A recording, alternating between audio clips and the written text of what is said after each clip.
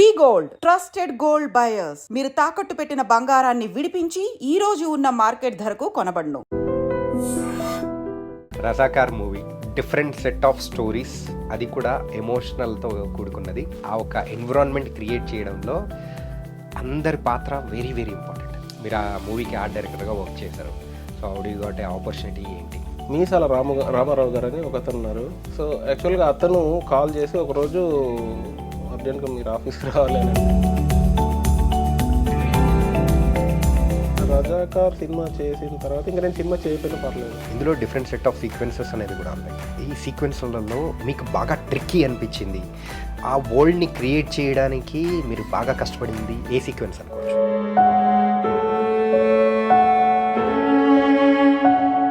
రోడ్డుకు పక్కనే ఉంటుంది అది బావి. అక్కడ ఇప్పుడు ఏం చేశారు, ఒక శిలాఫలకం లాంటిది పెట్టి అక్కడ ఎంతమంది చనిపోయారని పేరు రాసి అక్కడ ఒక శిలాఫలకం పెట్టారు. ఈ రజాకార్ మూవీ సో ఆర్ట్ డైరెక్టర్గా మీకంటూ ఒక డిఫరెంట్ ఎక్స్పీరియన్స్ అనేది కూడా ఇచ్చింది అంటున్నారు కదా. హ్యాబిట్స్లో ఆ తాజ్మహల్ హోటల్ రోడ్ ఉంది. అలాంటి సిచ్యువేషన్లో ఉన్న పర్సన్ రజాకార్ పేరు చెప్తే భయపడిపోయాడు.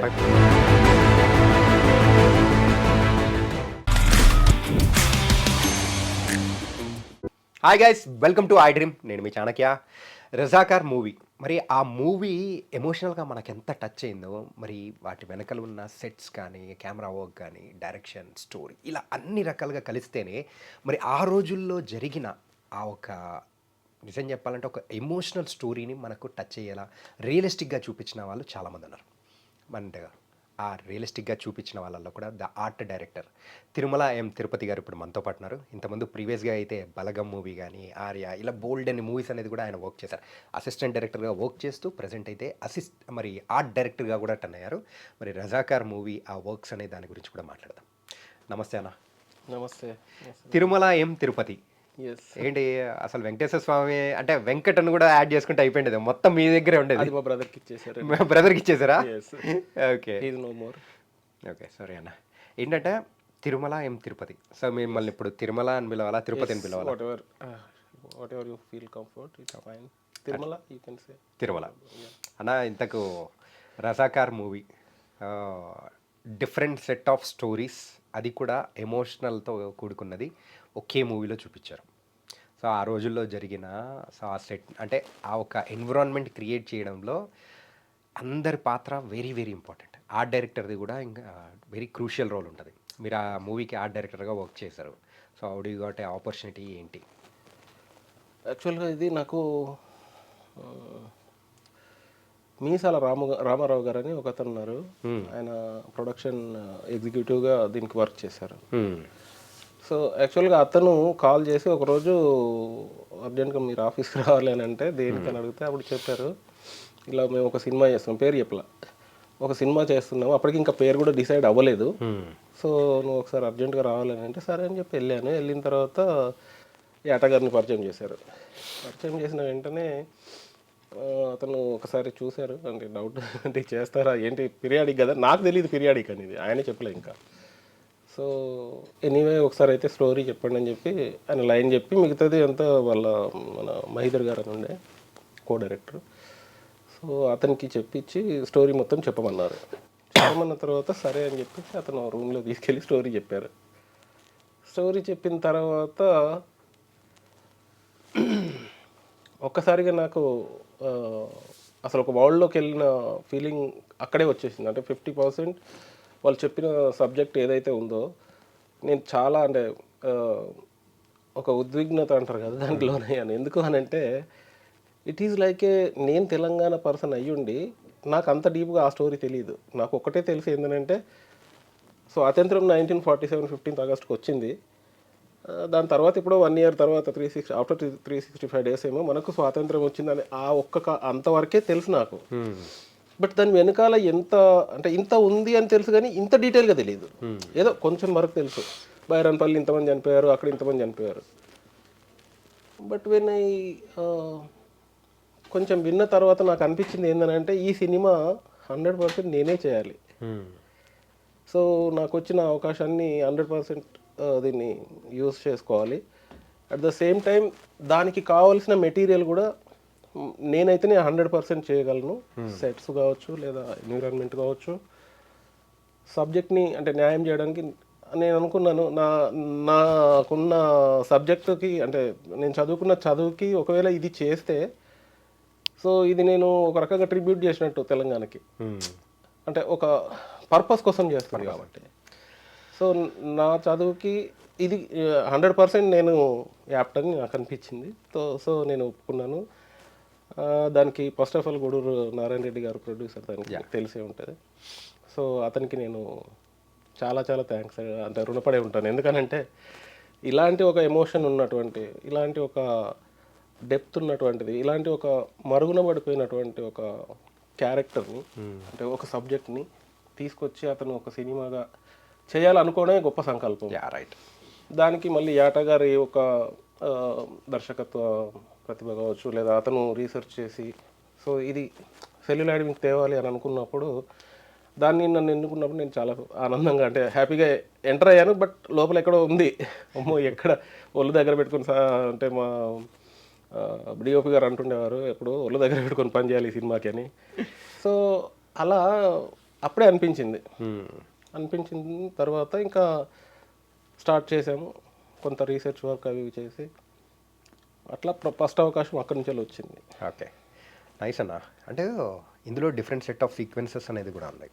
ఈ సీక్వెన్స్లలో మీకు బాగా ట్రిక్కీ అనిపించింది, ఆ వరల్డ్ని క్రియేట్ చేయడానికి మీరు బాగా కష్టపడింది ఏ సీక్వెన్స్ అనుకోవచ్చు? ఒక రకంగా అంటే ఈ సీక్వెన్స్లో కష్టము అది కాదండి. ఫస్ట్ ఆఫ్ ఆల్ ఏంటంటే ఇష్టంగా చేసాం. So we never thought that అంటే ఇది కష్టమైన పని లేకపోతే దీనికి ఇంత కష్టపడాలి అట్లా కాదు. ప్రతిదీ ఇష్టంతో చేసాం. అంటే ఛాలెంజెస్ ఉంటాయి, టాస్క్స్ ఉంటాయి, మనకి బడ్జెట్ రిస్ట్రిక్షన్స్ ఉంటాయి, టైం రిస్ట్రిక్షన్స్ ఉంటాయి. బట్ మేము అనుకున్నది ఏంటి అని అంటే ఇది 100% మనం చేయాలి అంతే, ఎట్టి పరిస్థితిలో చేయాలి. అది ఇంకా కష్టం కాదు, కష్టం ఇష్టంగా తీసుకొని చేసినాయే. ఇప్పుడు దాంట్లో అట్లా కష్టంగా అనిపించింది ఏం లేదు కానీ బట్ కొంత బడ్జెట్ దానికి దీనికి లోబడి చేసినవి కొన్ని ఉన్నాయి. సింపుల్గా చెప్పాలంటే ఛాలెంజెస్. సరే, ఛాలెంజెస్ అనిపించిన సీక్వెన్స్. ఛాలెంజెస్ అంటే చాలా ఉన్నాయి సార్, అన్ని ఛాలెంజెసే కదా, ఒకదానికి అసలు సంబంధం లేదు. ఇప్పుడు మీరు గుండ్రాంపల్లి చూశారు, వెరీ ఛాలెంజింగ్. ఎందుకనంటే ఆ ఎన్విరాన్మెంట్, నేను ఆల్రెడీ గుండ్రాంపల్లికి వెళ్ళాము, నేను 3-4 సార్లు వెళ్ళాను. అంటే ఆ ఎన్విరాన్మెంట్ ఇప్పుడు వెళ్ళి చూస్తే బిల్డింగ్స్ ఒక పక్కన ఏంటి ఔటర్ రింగ్ రోడ్ వచ్చేసింది, ఔటర్ రింగ్ రోడ్ పక్కనే జస్ట్ ఇప్పుడు మీరు చూసిన ఆ ఎన్విరాన్మెంట్ రోడ్డుకు పక్కనే ఉంటుంది అది బావి. అక్కడ ఇప్పుడు ఏం చేశారు, ఒక శిలాఫలకం లాంటిది పెట్టి అక్కడ ఎంతమంది చనిపోయారని పేరు రాసి అక్కడ ఒక శిలాఫలకం పెట్టారు. దాని ఎదురుగా మసీద్ ఇప్పటికే ఉంది, కానీ పెద్ద రోడ్ వచ్చేసింది, పక్కన అన్ని బిల్డింగ్స్ వచ్చినాయి, హోటల్స్ అవి ఇవి, అసలు అప్పుడు ఎన్విరాన్మెంట్ లేదు. సో మళ్ళీ అప్పుడు ఏం చేసాము, కొంతమందిని అక్కడున్న పెద్దలని వీళ్ళని కలిసి ఇక్కడ ఎలా ఉండేది, ఈ ఊరు ఎలా ఉంది అని చెప్పేసి అక్కడ నిలబడి కొన్ని డ్రాయింగ్స్ చేసుకొని దాన్ని మాత్రం మసీదుని మాత్రం ఏం మార్చాలి, అలాగే ఉంది. జస్ట్ కాంపౌండ్ ఒకటి ఎక్స్టెన్షన్ చేసినట్టున్నారు అంతే. సరే అని చెప్పేసి ఆ లోపల పోలేదు, బట్ బయట నుంచి చూసాము. తర్వాత ఎలాగో మనకు రోడ్ ఉంది కాబట్టి ఆ పై నుంచి చూసాము అట్లాంటివి. సో ఆ గుండ్రాంపల్లి కావచ్చు, ఈవెన్ బైరాన్పల్లి కొంచెం ఛాలెంజింగ్. ఎందుకనంటే ఇప్పుడు మనకు ఆనవాళ్ళు ఏమున్నాయంటే అది కూలిపోయిన బురుజు మాత్రమే మనం ఇప్పుడు చూస్తున్నాం. బట్ డైరెక్టర్ గారికి కూలిపోయింది అంతవరకే, మాకు కూడా ఐడియా ఉంది అంతవరకే. బట్ దాని మీద రీసెర్చ్ చేసి ఇది ఇలా ఉండేది కాదనుకుంటా, దీనికి ఇంకేదో ఉంటుంది అని చెప్పి దాని మీద రీసెర్చ్ చేసినప్పుడు అక్కడ ఉన్న కొంతమందిని అంటే 90+ ఇయర్స్ ఉన్న కొంతమంది అప్పుడుండి ఇప్పుడు బ్రతుకున్న వాళ్ళు, అంటే ఆ ఉద్యమాన్ని చూసిన వాళ్ళు. సో అలాంటి వాళ్ళతో కొంతమందితో మీట్ అయ్యి కొంతమందితో మన ఇంటరాక్షన్ చేసి వీడియోస్ కూడా ఉన్నాయి, చాలా వీడియోస్ ఉన్నాయి. సో ఆ ఇంటరాక్షన్ చేసిన తర్వాత వాళ్ళతో తెలుసుకొని డ్రాయింగ్ చేసి వాళ్ళకి చూపించి, అంటే అతను చెప్పాడు చెత్త ఉండేది, దాంట్లో ఒక వెపన్ ఉండేది, మందుగుండు సామాగ్రి అంతా తయారు చేసాం, చాలా చేసాం, ఆ షూట్లో కూడా ఉండే కానీ బట్ లేదు మీకు ఇప్పుడు సినిమాలో తయారు చేయడం ఇదంతా లేదు, కట్ అయిపోయింది. సో అట్లా కొన్ని ఇన్పుట్స్ తీసుకొని తర్వాత మళ్ళీ దాని చుట్టూ ఇప్పుడు మారిపోయింది ఎన్విరాన్మెంట్. అంటే హౌసెస్ పెద్ద పెద్ద బిల్డింగ్స్ కట్టారు, కాంపౌండ్ వాల్స్ తోటి, న్యూ కన్స్ట్రక్షన్స్ వచ్చినాయి. సో ఆఫ్టర్ అంటే 60-70 years, more than 70 years back కాబట్టి, సో అక్కడ కొన్ని పాత ఇండ్లు ఉన్నాయి, వాటిని రిఫరెన్స్గా తీసుకొని తర్వాత అక్కడున్న కొంతమంది వాళ్ళ ఇంట్లో ఉన్న ఫొటోస్ కానీ అక్కడున్న పాత ఇళ్ళని కానీ అవన్నిటిని రీసెర్చ్ చేసి తర్వాత వాళ్ళ పిల్లల్ని లేకపోతే వాళ్ళ ఇప్పుడు మీరు చూసిన ఆయన పేరు సింహ గారు చేశారు కదా, బాబీ సింహ గారు బాబీ సింహ గారు చేశారు కదా, వాళ్ళ ఒరిజినల్ హౌసెస్ అవి ఉన్నాయి అక్కడ ఆ క్యారెక్టర్ సంబంధించి. సో అక్కడ వెళ్ళి ఆ ఇంట్లోకి వెళ్ళి వాళ్ళ పిల్లల్ని కలిసి వాళ్ళ మనవల్ని కలిసి సో అప్పటి ఉన్న ఫొటోస్ కొన్ని సేకరించి వాళ్ళ ఓన్ హౌస్, పడిపోయిన హౌస్ ఇప్పటికి అట్లే ఉంది, అవి కూడా చూసి మళ్ళీ డ్రాయింగ్ చేసి ఒక అనుకొని ఒక మనకు సీక్వెన్స్కి సంబంధించిన ఎక్కడెక్కడ హౌసెస్ ఉన్నాయో అవన్నీ తీసుకొని అలా చేయడం జరిగింది. ఇంకొక టాస్క్ ఏంటంటే చార్మినార్ స్ట్రీట్. ఇప్పుడు చార్మినార్ స్ట్రీట్కి వెళ్ళి మనం షూట్ చేయలేము ఇప్పుడున్న పరిస్థితుల్లో. నాకు మన డిఓపి గారు రమేష్ గారితో మాట్లాడేటప్పుడు కూడా చెప్పారనమాట, యూజువల్గా లాస్ట్లో కర్వాత్ జరిగే టైంలో కూడా కవాత్ జరిగే టైంలో కూడా చూపించే టైంలో కూడా అంటే చాలా ఛాలెంజెస్ అనేది కూడా ఫేస్ చేసాము. అక్కడ ఏంటంటే సార్ ఇప్పుడు మనకి 70 ఇయర్స్ బ్యాక్ చార్మినార్ ఎలా ఉంది అనేది కొన్ని రిఫరెన్స్ ద్వారా మనకు తెలుస్తుంది, కానీ 100% మనకు కావాల్సిన రిఫరెన్స్లు అందులో లేవు. మళ్ళీ మేము సెంట్రల్ లైబ్రరీకి వెళ్ళి తర్వాత కొంత ఓల్డ్ బుక్స్లో రీసెర్చ్ చేసి తెలుసుకొని ఓకే ఈ ఏరియాలో ఓన్లీ షాప్స్ ఉండేవి. తర్వాత చార్మినార్, తర్వాత మక్కా మసీద్ కూడా మనం కొంత చిన్న పార్ట్ వేసాం, ఒక 20% 30% ఎంతో వేసాం, దాన్ని ఎన్హాన్స్ చేసి మన వాళ్ళు విఎఫ్ఎక్స్ రాఘవ్ వీళ్ళంతా ఎన్హాన్స్ చేశారు. చార్మినార్ ఏంటంటే ఆల్రెడీ ఉన్న చార్మినారే, ఎక్కడ అంటే మనకు వేరే సినిమా కోసం బిల్డ్ చేసింది. దాంట్లో ఏంటంటే అంత పడిపోయిన దాన్ని మళ్ళీ మేము కొంచెం రినోవేట్ చేసి దానికి మళ్ళీ ఒక 300 feet రోడ్ వేసి, రోడ్ అంటే మీన్స్ అప్పుడు సిమెంట్ రోడ్స్ ఉండేవి, డంగ్ సిమెంట్ అది.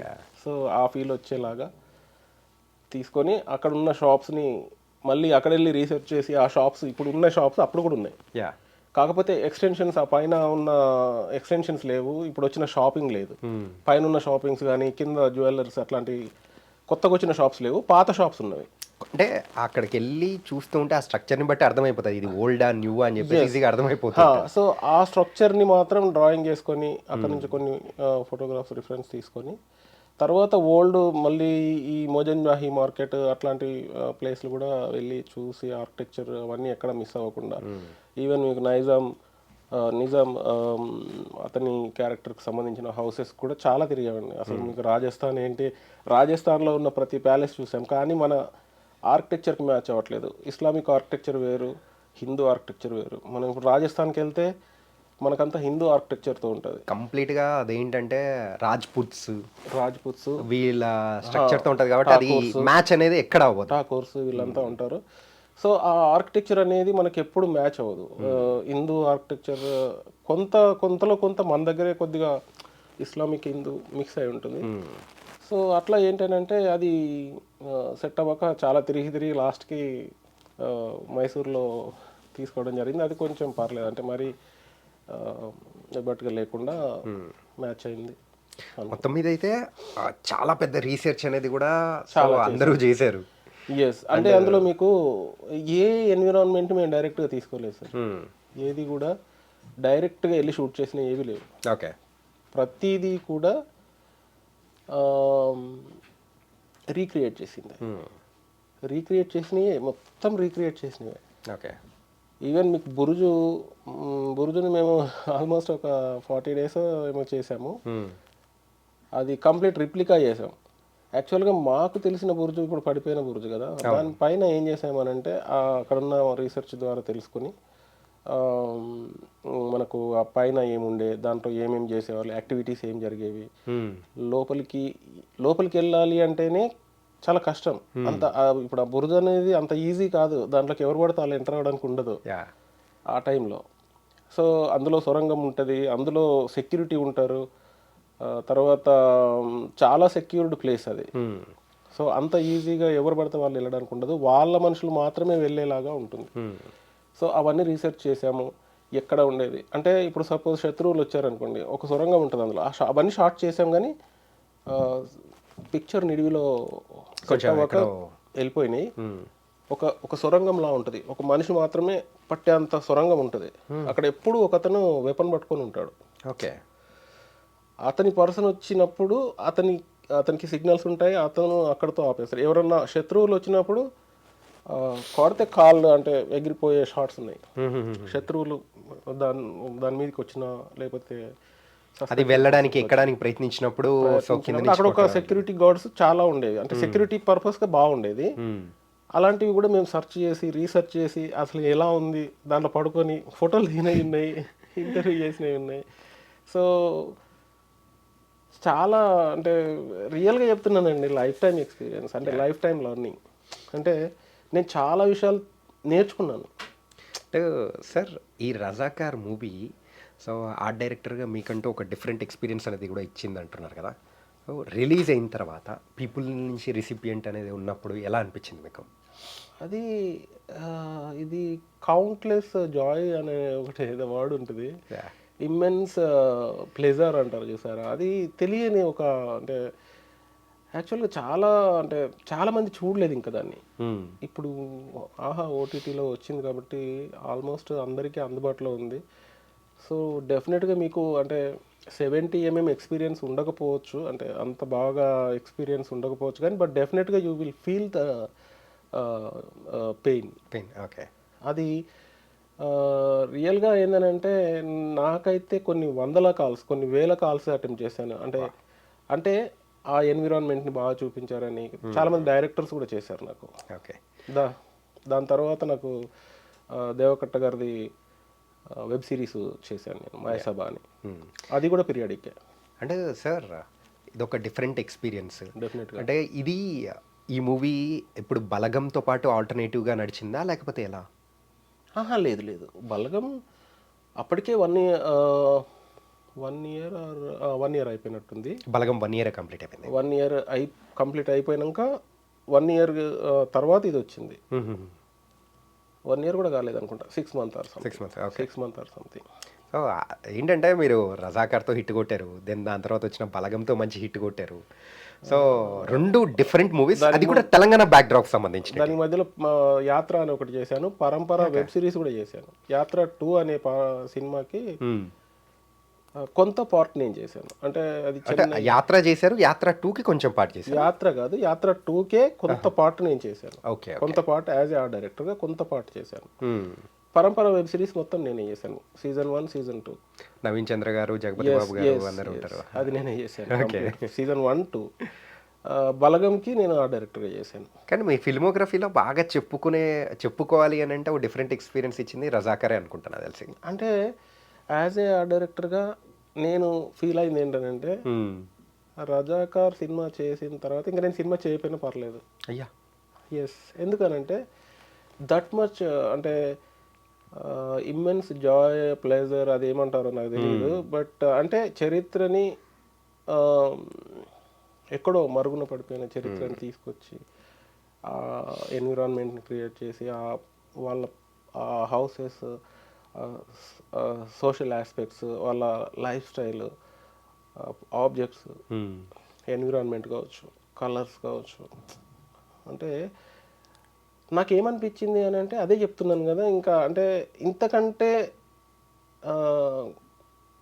చరిత్రను చెప్పే గొప్ప సినిమా రాకపోతే, అంటే ఉన్నాయి చరిత్రలు, ఇప్పుడు మనం తీసుకుంటే లగాన్ ఉంది అంటే, కానీ బాహుబలి లాంటివి, కానీ అవన్నీ ఫిక్షనల్ స్టోరీస్. బట్ ఇది is not a fiction, it is real story. అది చాలా తక్కువ మందికి వస్తుంది సార్. అవకాశం ఇప్పుడు ఈ క్వశ్చన్ అడగచ్చో లేదో, సో దానికి మీరు సమాధానం అనేది కూడా చూడండి. సో డిఫరెంట్ సెట్ ఆఫ్ సీక్వెన్స్తో తీసుకున్న సినిమా ఇదైతే అన్ని కలగలిపి చేశారు. అయితే టోటల్గా ఓవరాల్గా రన్ టైం అనేది ఎంత వచ్చింది ఈ మూవీకి? Run time 4.30 minutes. ఏంటి సార్ 4.5 అవర్? సినిమా ఇప్పుడు అంటే ఫైనల్ గా మనం చూపించిందా మీరు అనేది? లేదు, అంటే ఇప్పుడు నార్మల్ గా థియేటర్ లో చూసింది అయితే 2.5 hour. Yes that's what. So 2.5 hour కదా మీకు వచ్చి 2.33 అనుకుంటా. యా. సో ఇది ఆల్మోస్ట్ 4.30 మినిట్స్ వచ్చింది ఫుటేజ్. అది చెప్తున్నాను కదా, చాలా ఎపిసోడ్స్ మనం ఇమడక తీసేసి, అంటే it is not fit for 233 minutes కదా. So that there are so many sequences, beautiful అంటే ఎమోషన్స్ చాలా ఉన్నాయి. అంటే ఇప్పుడు మీరు అంటే మనము కథని 2 భాగాలుగా చెప్పుంటే మీరు అన్నట్టుగా ఆ ఎమోషన్స్ తర్వాత మీరు ఏవైతే ఇప్పుడు అడిగిన అవన్నీ కూడా వచ్చేవి, ఇంకా ఎన్హాన్స్ అయ్యేది, ఇంకా ఎన్హాన్స్ అయ్యేది, సబ్జెక్ట్ ఇంకా కొంచెం డీప్గా అర్థమయ్యేది. ఇప్పుడు ఏంటంటే కట్టే కొట్టే తెచ్చే అనే టైప్లో అనిపిస్తుంటుంది. సార్ కట్టే కొట్టే తెచ్చి పెట్టానని మీరు థియేటర్లో పెట్టేటప్పటికే ఎంతమంది ఏడ్చారో తెలుసా సార్? నేను లైవ్లో చూశాను. నేను మా అమ్మతో వెళ్ళినప్పుడు కూడా షీ వాల్స్ ఆల్సో క్రయింగ్. అరే ఇంత ఇలా ఉండిందా ఇలా అని చెప్పేసి. అంటే చాలామంది తెలంగాణలో పుట్టిన వాళ్ళకే ఆ హిస్టరీ అనేది కూడా తెలియదు, కానీ మరుగున పడిపోయిన ఒక నిజాలను బయటకు పెట్టి అది చెప్తూ ఉంటే అమ్మ నిజంగా మనం అదృష్టవంతులం, ఇప్పుడు పుట్టాం కాబట్టి అదే ఆ రోజుల్లో నింటే ఎలా ఉండేదని వాళ్ళు ఎంతోమంది అన్నారు. మీరు చెప్తుంటే మా అమ్మమ్మ మాటలు నాకు గుర్తొచ్చేవి. ఏంటంటే మా మమ్మీకి తెలియదేమో కానీ మా అమ్మమ్మకు తెలుసు, రజాకారులు ఇలా వచ్చి అకృత్యాలు చేసేవి, ఊళ్ళ మీద పడి ధాన్యం ఎత్తుకుపోవడం, లేదా ఏది ఉంటే అది బంగారం కానీ ఇలాంటి, అంటే కప్పం కట్టలేదనో లేకపోతే ఇట్లాంటివి చేసిన ఈ సందర్భాలు మా అమ్మమ్మ చెప్తుండేది. లీలగా నేను చదువుతున్నప్పుడు, వీళ్ళు చెప్తున్నప్పుడు, సబ్జెక్ట్ చెప్తున్నా, నేను రీసెర్చ్ చేస్తున్నప్పుడు నాకు అవి ఎక్కడో చిన్న గుంగురులాగా వినబడేవి అనమాట. అంటే మనం ఏదన్నా వినకపోతే చెప్పినప్పుడు భయపెడతారు కదా, ఏ రజాకారులు వస్తారు పట్టుకోపోతారు. సో అట్లాంటి అంటే ఆ ఎమోషన్ అనేది నేను ఒక చోట చూశాను సార్. ఎక్కడ అంటే కోటిలో 97 years old పర్సన్, అతన్ని కలిశాను నేను, ఇంటర్వ్యూ చేశాను అతను. ఓకే, మన దగ్గర ఉన్నది ఫుటేజ్. అది జస్ట్ దేనికోసం చేసామనంటే నిజాంని ఇక ఇదంతా మన వల్ల కావట్లేదు, మనల్ని చాలా అకృత్యాలు చేస్తున్నారు అని చెప్పేసి ఒక 3 నిజాం మీద అటాక్ చేయడానికి ప్లాన్ చేసుకుంటారు. Bomb blast. ఎస్. అందులో నారాయణ పవార్, గండయ్య, ఇంకొక అతని పేరు ఏదో ఉంది. సో వాళ్ళు ప్లాన్ చేసుకుంటారు. ప్లాన్ చేసుకున్నప్పుడు అతన్ని ఎలాగైనా మనం ముగ్గురులో వాళ్ళు ప్లాన్ చేసుకొని ఒక 3 బాంబులు రెడీ చేసుకుంటారు, 3 రివాల్వర్స్ పెట్టుకొని ఒక చోట మాట్లాడుకుంటారు. మీకు సినిమాలో అవును. సో అది చేసేటప్పుడు కూడా వాళ్ళు ఎలా ప్లాన్ చేసుకుంటారు, నువ్వు అక్కడ ఉండు, నేను ఇక్కడ అంటాను. హ్యాబిట్స్లో ఆ తాజ్మహల్ హోటల్ రోడ్ ఉంది, అక్కడ మేము మా హాస్టల్ ఉండేది, నేను అక్కడనే ఉండేవాడిని. కొంచెం ముందుకెళ్ళి రైట్ చూస్తే మనకు అక్కడ నిజాం హౌస్ ఉంటుంది. ఆ సెయింట్ జార్జ్ స్కూల్ దగ్గర నుంచి రైట్కి వచ్చి ఆ మూల మీద ఒకడు ఉంటాడు, అక్కడ స్టార్టింగ్లో ఒక అతను ఉంటాడు, ఇక్కడ ఒకడు ఉంటారు, 3 ఉంటారు. అదే మీకు సినిమాలో చూపించాం మేము. సో ఇలా ప్రతి ఒక్కటి ఏంటంటే చాలా రీసెర్చ్గా చేసి 100%. నేను సెయింట్ జార్జ్ స్కూల్కి వెళ్ళి సెయింట్ జార్జ్ స్కూల్లో ప్రిన్సిపాల్తో మీట్ అయ్యి, నాకు ఇంత ఇన్ఫర్మేషన్ కావాలి, నాకు ఫలానా ఫొటోస్ కావాలి, లేదా ఇక్కడ ఉన్న ఎన్విరాన్మెంట్ ఎలా ఉండేది, సో అవన్నీ తీసుకునేది. చాలా అంటే చాలా టఫెస్ట్. ఏందనంటే అంత తొందరగా మనకి ఇచ్చేవాళ్ళు కాదు, ఎందుకు వచ్చారో ఏంటో దేనికి అది ఇదని. సో ఇంకా రకరకాల రిక్వెస్ట్లు చేసి వాళ్ళ దగ్గర నుంచి వీళ్ళ దగ్గర నుంచి. అయితే మీకు ఇంకొక పర్సన్ గురించి చెప్పాను కదా, ఆ భయం గురించి చెప్పినప్పుడు, సో వాళ్ళ ఇంట్లోకి వెళ్ళాం, ఆయన పడుకొని ఉన్నాడు. మీరు లిటరల్గా మీరు నమ్మరండి, మేము ఎవరు మీరు అది అని వాళ్ళ అబ్బాయి అంటే ఫస్ట్ టైం మేము ఫోన్ చేసి వెళ్ళాము. సో ఏం చేయాలనుకుంటున్నారు ఇది అంటే, మేము జస్ట్ హాల్లో కూర్చొని రజాకార్ ఇలా ఒక దాని గురించి సంబంధించిన అనగానే ఒక డాక్యుమెంటరీ చేస్తున్నాము అనగానే అతను ఉలిక్కి పడ్డాడండి. మంచంలో పడుకున్నట్టు 97 years పర్సన్ ఒక్కసారి ఉలిక్కిపడి, అప్పుడు ఇలా ఇట్లా చైర్ ఉంటుంది కదా, దాంట్లో పడుకున్నవాడు ఒక్కసారిగా ఉలిక్కిపడి లేసాడు అతను రజాకార్ అని. అంటే అంత వెన్నులో చలి పుట్టే అంటే మనిషి అర్థమవుతుంది. అలాంటి సిచ్యువేషన్లో ఉన్న పర్సన్ రజాకార్ పేరు చెప్తేనే భయపడిపోయాడు. ఓకే. అంటే ఒక్కసారి ఉలిక్కిపడ్డాడు. ఉలిక్కిపడి ఏంటి ఇది అని అడిగితే అప్పుడు మేము చెప్పాము, ఇలా మేము ఒక చిన్న డాక్యుమెంట్ చేద్దాం అనుకుంటున్నాం, సో మీ హెల్ప్ కావాలి, అప్పుడు ఎలా ఉండే ఆ పరిస్థితులు ఏంటి కొంచెం చేయండి అది అని అంటే అతనికి చాలా అవార్డ్స్ కూడా వచ్చాయి. సో అంటే పోరాడినందుకు, సాయుధ పోరాటంలో పాల్గొన్నందుకు అట్లా. అతను ఇంకా బతికే ఉన్నాడు. మేము లాస్ట్ టైం వెళ్ళి కలిసాం లాస్ట్ ఇయర్. సో అంటే అంత భయం అనేది వాళ్ళు క్రియేట్ చేసిన సందర్భాలు మేము చూసాము. అంటే వాళ్ళ కళ్ళల్లో చూసాము, వాళ్ళ పిల్లల మాటల్లో విన్నాము, అవన్నీ ఎక్స్పీరియన్స్ చేసాము చాలా. ఈవెన్ మా అమ్మమ్మ కూడా చెప్తాను, మీరు చెప్తాను నాకు అదే గుర్తొచ్చింది. కానీ ఈ మూవీ అనేది కూడా ఒక డిఫరెంట్ ఎక్స్పీరియన్స్ అనేది కూడా ఇచ్చింది. సో ఒక ఆర్ట్ డైరెక్టర్గా కూడా మిమ్మల్ని ఒక మెట్ అనేది కూడా ఎక్కించింది. డెఫినెట్గా. అంటే అది ఎక్కించిన అంటే ఎలా అంటారంటే, ఇప్పుడు ఎవరు మీరు అన్నారు కదా మీకు ఎవరన్నా ఇలా వచ్చినాయి ఆ ప్రశంసలు అంటే, చాలా వచ్చినాయి. యాక్చువల్గా నా సబ్జెక్ట్ ఏంటి అని అంటే, నేను మాస్టర్స్ చేశాను ఫైన్ ఆర్ట్స్లో. Fine arts, okay. I'm a painter basically. So నాకున్న ప్రతిభ లేదా రీసెర్చ్, నేను మాస్టర్స్లో రీసెర్చ్ చేస్తుంటారు. సో రీసెర్చ్ చేసిన తర్వాతనే మీకు మాస్టర్స్ డిగ్రీ ఇస్తారు. సో ఇక్కడ నాకు ఇంకొక మాస్టర్ చేసే అవకాశం వచ్చింది ఈ సినిమాతో. అంటే ఈవెన్ మన రమేష్ గారితో మాట్లాడేటప్పుడు కూడా ఏమనిపించిందంటే, so one of the best thing మీలో అనిపించింది అంటే ఆయన మాతో షేర్ చేసుకుంది ఏంటంటే, ఏదన్నా కానీ మేము చెప్పాము అని అంటే దాన్ని రీసెర్చ్ చేసి వెంటనే ఆ విత్ డ్రాయింగ్స్తో సహా తిరుమల గారు వచ్చేయారండి. సో అది మేము విజువలైజ్ చేసుకోవడానికైనా కానీ ఇంకా మాకైతే ఇంకా బాగా అనిపించింది అని అన్నారు. అంటే బెస్ట్ పార్ట్ ఏంటంటే సార్, ప్రతిదానికి డైరెక్టర్ గారి దగ్గర నుంచి మాకు మంచి ఇన్పుట్ ఉండేది. తర్వాత ప్రొడ్యూసర్స్ నుంచి సపోర్ట్ ఉండేది. గూడూరు నారాయణ రెడ్డి గారు, ప్రణయ్ అన్న, అంజిరెడ్డి గారు, డైరెక్టర్ గారు, మహీధర్ గారు, వీళ్ళంతా అంటే మీన్స్ ఇప్పుడు వాళ్ళు డైరెక్టర్ గారు ఒకటి చెప్పారు అని అంటే నాకు విజువల్ కనబడేది. ఓకే. సో నేను విజువల్ చూసేవాడిని, అతను చెప్పే విధానం అలా ఉంటుంది.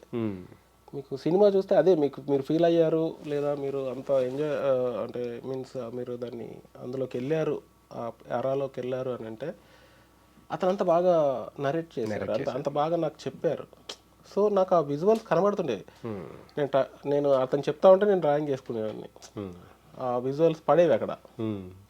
అది చూపించగానే అరే భలే ఉంది, ఒకసారి అటువైపు నుంచి చూపించండి, ఒకసారి ఇటువైపు నుంచి అంటే ఒకసారి టాప్ యాంగిల్ ఎలా ఉంటుంది, అట్లా చాలా డ్రాయింగ్స్ వేసాను. అంటే స్పాట్లో వేసినవి ఎక్కువ ఉంటాయి.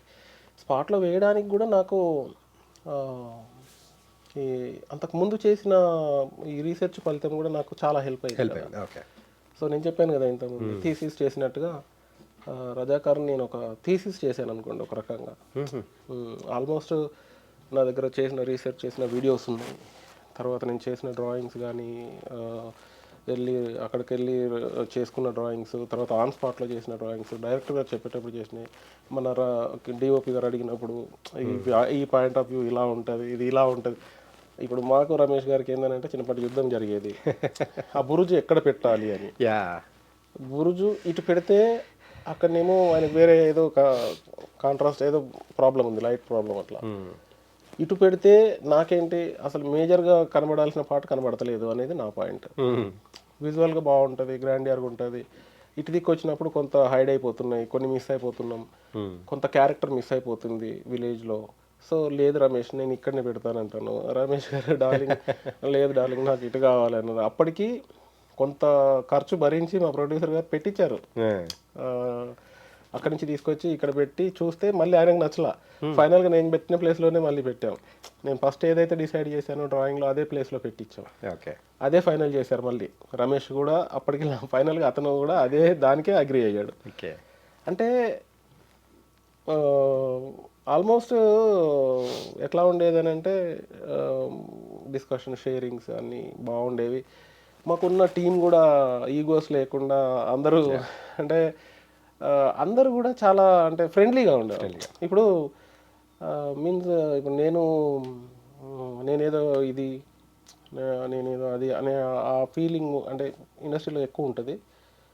మా డైరెక్టర్ గారు కూడా చాలా ఫ్రెండ్లీగా, మా ప్రొడ్యూసర్ గారు కూడా ఫ్రెండ్లీగా ఉండడం వల్ల సో సో అన్నీ కలగలిపి కలిసి ప్రతి వాళ్ళు వాళ్ళ ఎఫర్ట్ పెట్టారు సార్. ఇప్పుడు సీజీ వాళ్ళు కానీ వాళ్ళతో మీటింగ్ చేసినప్పుడు లేదు ఇగో ఇక్కడ నాకు ఈ పార్ట్ కావాలి, ఈ పార్ట్ ఇస్తే మేము ఇంత ఎన్హాన్స్ చేస్తాం అంటే, అంత కాదు ఇంత ఇస్తే ఎలా ఉంటుంది, ఇంతకంటే ఎక్కువ ఇస్తే మరి బడ్జెట్ పెరుగుతుంది, సో దాన్ని కట్ చేసి మేము ఇలా ఇస్తే మీకు ఏమైనా తగ్గుతుందా.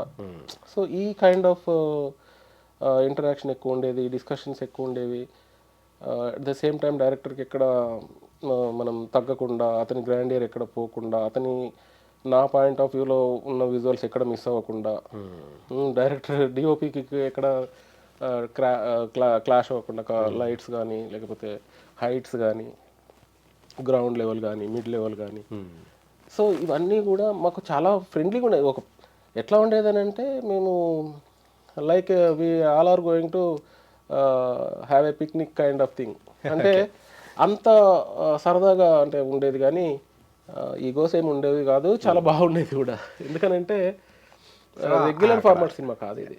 అందుకే కాబట్టి సో ఎంజాయ్డ్ అండ్ దాని తగ్గట్టు ఎఫర్ట్స్ అనేది కూడా అందరూ దగ్గర నుంచి కలెక్టివ్గా వచ్చింది. అందుకే అంటున్నాను సార్, మేము కష్టపడలేదు, చాలా ఇష్టంతో చాలా హ్యాపీగా చేసాము. అంటే చాలా చోట్ల ఏంటంటే షేర్ చేసుకోవడం కానీ ఇవన్నీ చూసుకుంటాను okay sir. And final thing ఏంటంటే నెక్స్ట్ మీ దగ్గర నుంచి ఏమేమి ప్రాజెక్ట్స్ రాబోతూ ఉన్నాయి ఏంటి? డెఫినెట్గా మంచిగా వస్తాయండి, 100% ఐఎమ్ అష్యూర్ దట్. అలాగా అని చెప్పి నేను అది చేయను ఇది చేయను అని ఏం చెప్పట్లేదు, బట్ డెఫినెట్గా అది మనకు సంతృప్తినివ్వాలి. అట్లీస్ట్ అంటే మనీ అనేది వస్తుందండి, మనీ అనేది ఎక్కడ అంటే మనం నిజాయితీగా మన పని మనం చేసుకుంటే వెళ్ళేటప్పుడు కొంత ప్రాబ్లం ఫేస్ చేస్తామేమో కానీ, బట్ ఫైనల్గా మనకి ఏదైతే రావాలో అది వస్తుంది, గుర్తింపు కావచ్చు, ఆత్మసంతృప్తి కావచ్చు. సో ఇప్పుడు ఇది చేసేటప్పుడు మనకు కొన్ని హర్డిల్స్ వస్తాయి, కొన్ని కష్టాలు వస్తాయి, కొన్ని ప్రాబ్లమ్స్ వస్తాయి, but we have to face all the things. ఇంకొకటి నేనేమనుకుంటున్నాను అని అంటే, ఇప్పుడు మీకు నెక్స్ట్ వచ్చేసి మీరు అడిగారు కదా, దేవకట్ట గారిది ఒకటి మైసభ అని, అది ఫినిష్ చేసాము రీసెంట్గా. మేబీ అది మార్చ్ ఏప్రిల్లో స్ట్రీమింగ్కి వస్తుంది. అది కూడా పీరియాడికల్, సోనీ లీవ్కి వస్తుంది. అది వెబ్ సిరీస్, అది పీరియాడికల్, అది కూడా పీరియాడికే. 1970s బ్యాక్డ్రాప్లో జరుగుతున్నటువంటి ఒక రియల్ ఇన్సిడెంట్స్ని బేస్ చేసుకొని ఫిక్షనల్గా రాసుకున్న స్టోరీస్ అవి. డెఫినెట్గా 100% సాటిస్ఫై అయ్యేటువంటివి లేదా వైవిధ్యమైనటువంటివే చేస్తున్నాను కూడా. చేయాలి సార్, చేస్తాను డెఫినెట్గా. So thank you so much for coming here. And Razakar గురించి కానీ అండ్ మీ దగ్గర నుంచి వచ్చిన బోల్డ్ అనే మూవీస్ ఆర్ట్ డైరెక్టర్గా, అసిస్టెంట్ డైరెక్టర్గా కూడా మనం షేర్ చేసుకున్నాం. So thank you for coming here. Thank you very much అండి.